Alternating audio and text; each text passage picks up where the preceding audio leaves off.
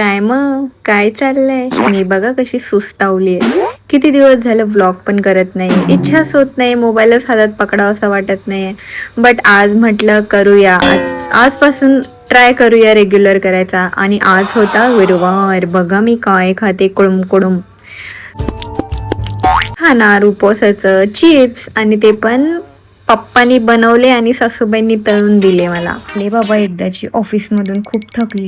घरी आल्यावर एकदम सन्नाटा सामसूम झालेलं, कारण घरात लोकच नाहीत. सासू सासरे गावी गेले रिटर्न, कारण गावची कामं आहेत, शेती आहे, सगळं आहे.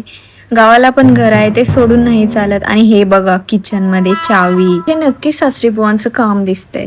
किचन मध्ये आल्या आल्या बघितलं जेवणासाठी काय करावं, तर जेवण ऑलरेडी रेडीच होतं. सासूबाईंनी सगळं जेवण करून ठेवलं होतं सुनेसाठी. बघा काय काय आहे, गवारीची भाजी, भात, चपात्या आहे ना लाडकी सून.